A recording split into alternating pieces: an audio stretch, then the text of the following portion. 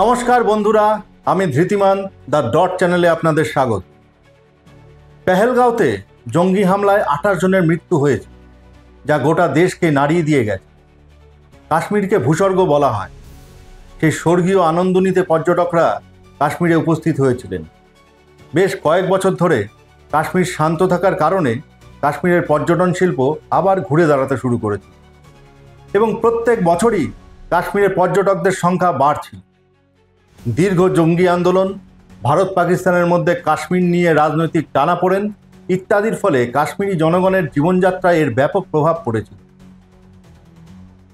গত কয়েক বছরে রাজনৈতিক টানাপোড়েন এবং জঙ্গি হামলার মতন ঘটনাগুলি কমে আসায় পর্যটক নির্ভর কাশ্মীরের অধিবাসীদের জীবনযাত্রার উন্নতির ছাপ পড়ছিল। এটাই কি কাল হলো? কারণ এই বিচ্ছিন্নতাবাদী জঙ্গি গোষ্ঠী কখনোই মানুষ ভালো থাকুক এটা চায় না। মানুষের জীবনে আর্থসামাজিক সমস্যা না থাকলে এই বিচ্ছিন্নতাবাদী শক্তিরা সেই জায়গায় বাসা বাঁধতে পারে। আর এখানেই সন্দেহ শুরু হয় যে কাশ্মীর পর্যটন শিল্পের হাত ধরে ক্রমশ ঘুরে দাঁড়াচ্ছিল তা ধ্বংস করার জন্য, বা বলা ভালো কাশ্মীরিদের ভাতে মারার জন্যই এই জঙ্গি হামলা করা হলো না তো? এই জঙ্গি হামলা যে বা যারাই করে থাকুক না কেন, তারা যে অবশ্যই ভারত বিরোধী একথা অস্বীকার করার কোনো জায়গা নেই। একই সাথে এরা কোনোভাবেই কাশ্মীরিদেরও ভালো চায় না, চাইতে পারে না। আর এটা কাশ্মীরিরাও বোঝে, যে কারণে এই ঘটনার পর কাশ্মীরের বহু জায়গায় কাশ্মীরিরা এই ঘটনার প্রতিবাদে মোমবাতি হাতে প্রতিবাদ মিছিল বার করেছে।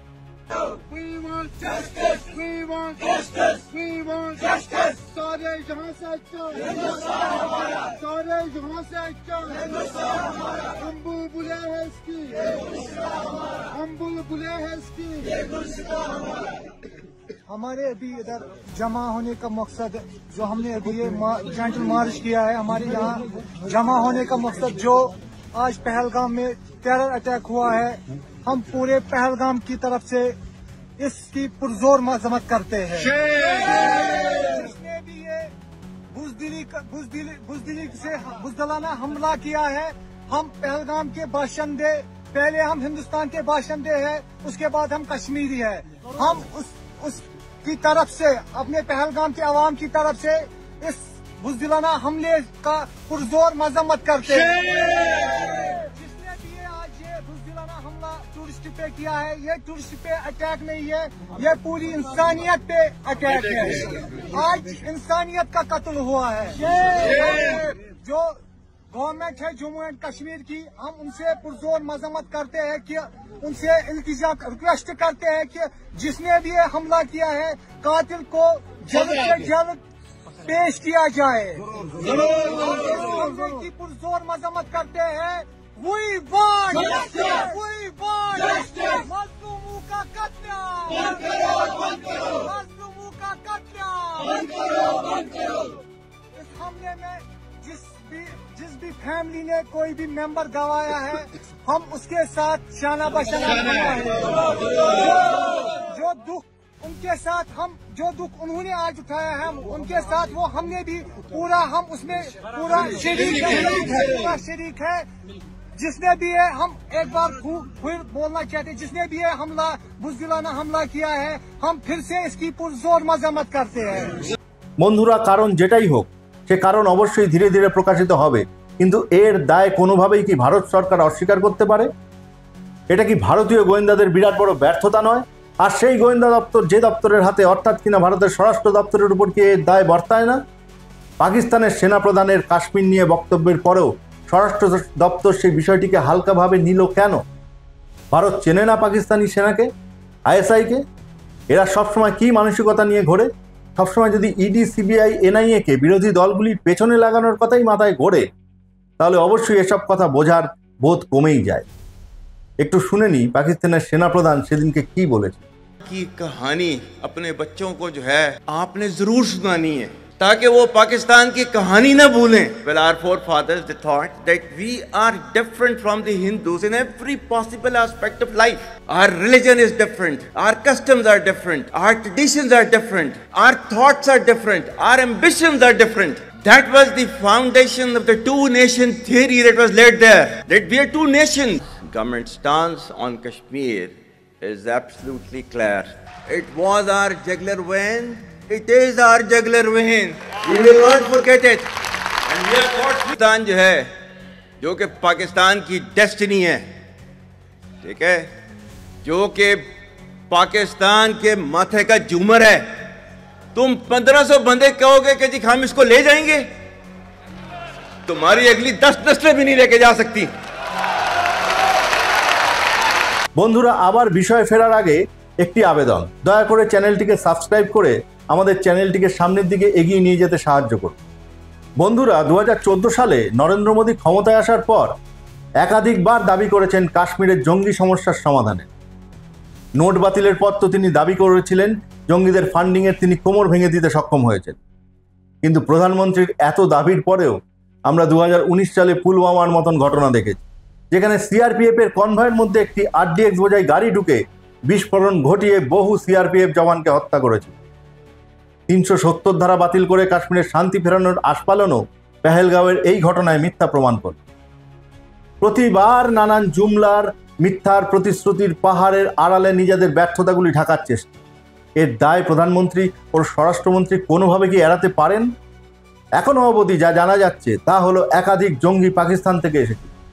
পাকিস্তান থেকে বর্ডার পেরিয়ে কি করে জঙ্গিরা ঢুকলো? এত বড় একটি গণসংহারের পরিকল্পনা করা হচ্ছে, সেই খবর গোয়েন্দাদের কাছে থাকলো না কেন? পেহেলগাঁওয়ের নিচে মিলিটারি থাকলেও উপত্যকার উপরের অঞ্চলে কেন কোনো মিলিটারি ছিল না? দ্য রেজিস্ট্যান্স ফ্রন্ট, টিআরএফ, লস্করে তৈবার একটি শাখা সংগঠন, যারা পেহেলগাঁওয়ের এই ঘটনার দায় স্বীকার করেছে। 2022 সালে রীতিমতো এরা চিঠি দিয়ে জানিয়েছিল অমরনাথ যাত্রার আগে কাশ্মীরকে রক্তাক্ত করা হবে, আর এবছর আর কয়েক মাস পরেই অমরনাথ যাত্রা শুরু হতে চলেছে, অথচ নিরাপত্তা ব্যবস্থা অত্যন্ত ঢিলেঢালা। এখানে কি এই যুক্তি দেখানো হবে যে 2022 সালে এই চিঠি দেওয়া হয়েছিল বলে 2025 সালে সে নিরাপত্তা রাখার কোনো দায় আর নেই? উপত্যকার উঁচুর দিকে যখন এই গুলি চলার ঘটনাগুলি ঘটছে তার আওয়াজ বহু দূর থেকে শোনা যাচ্ছিল বলে জানা গিয়েছে, অথচ নিচে পুলিশ মিলিটারি থাকা সত্ত্বেও তাদের সেই অঞ্চলে পৌঁছাতে 20 থেকে 25 মিনিট সময় লেগে গেল। নিরাপত্তার ঢিলেমিটা কোন লেভেলে ছিল বন্ধুরা, বুঝতে পারছেন তো? এইবার এই দাবি উঠবে না, দফা 1 দাবি 1 স্বরাষ্ট্রমন্ত্রীর পদত্যাগ। এবার কেন এই দাবি উঠবে না, দফা 1 দাবি 1 স্বরাষ্ট্রমন্ত্রীর পদত্যাগ? ঘটনার প্রত্যক্ষদর্শীদের কাছ থেকে যা জানা যাচ্ছে, এই জঙ্গিরা প্রত্যেকের পরিচয় জিজ্ঞেস করে বেছে বেছে হিন্দুদের হত্যা করেছে। হ্যাঁ, এই ঘটনা সত্যি, একদম বেছে বেছে হিন্দুদেরই হত্যা করা হয়েছে। যা ঘটেছে সেটা অস্বীকার করার কোনো জায়গা নেই, কিন্তু মৃত্যুর এই তালিকায় অন্তত একজন মুসলমানের নাম দেখা দিয়েছে। তিনি হলেন সৈয়দ আদিল হোসেন শাহ, স্থানীয় এক ঘোড়া চালক, যিনি তার পেশার কারণেই ওই উপত্যকায় উপস্থিত ছিলেন। জানা যাচ্ছে তিনি ওই দিন জঙ্গিদের হাত থেকে বন্দুক কেড়ে নিতে যান পর্যটকদের বাঁচানোর জন্য এবং গুলির আঘাতে মৃত্যুবরণ করেন। যে ঘটনা এর আগে কোনোদিন ঘটেনি, সেই ঘটনাই এবার ঘটল। পর্যটকদের উপর আক্রমণ হলো ভূস্বর্গ, আর বেছে বেছে হিন্দুদের মারা হল। কেন? জঙ্গিরা কি এখন এই ব্যাপারে নিশ্চিত যে ভারতের মধ্যে এক সাম্প্রদায়িক শক্তি মাথাচাড়া দিয়েছে, যে শক্তি মসজিদ ভেঙে মন্দির গড়ছে, যে শক্তি হিন্দু মুসলমানের মধ্যে দাঙ্গা লাগানোর জন্য সর্বদা প্রস্তুত? পেহেলগাঁওয়ের জঙ্গিরা হিন্দুদের হত্যা করে ভারতের সেই সাম্প্রদায়িক শক্তির হাতেই আসলে ব্যাটনটা তুলে দিল, যাতে এই সাম্প্রদায়িক শক্তি এই হিন্দু লাশ দেখিয়ে দেশের মধ্যে মুসলমান বিরোধী ঝড় তুলে দাঙ্গা লাগিয়ে আরও বড় হত্যালীলার জন্ম দিতে পারে। মানুষের সামনে যতই একে অপরের বিরোধিতা করুক, আসলে দুই দলের উদ্দেশ্য একই, মানুষের মধ্যে আতঙ্ক তৈরি করে তার লাভ ঘরে তোলা। বন্ধুরা, টিভি খুলে দেখুন, যে কোনো গদি মিডিয়ায় চলে যান, দেখতে পাবেন সেখানে কি চলছে। কর্তার ইচ্ছায় কর্ম। আমাদের মোদিজি তো আরও সরেস। এই হত্যাকাণ্ডের খবর শুনে বিদেশের সফর কাটছাট করে দেশে তো ফিরে এলেন। বিদেশিরা ভাবলো, আহা, দেশবাসীদের জন্য কত চিন্তিত। কিন্তু উনি দেশে ফিরে সোজা চলে গেলেন মধুবনীতে ভোটের প্রচারে। দারুণ মোদিজি, দারুণ। এই না হলে আমাদের মোদিজি, তিনি ভোট পেলে আর কিছুই চান না।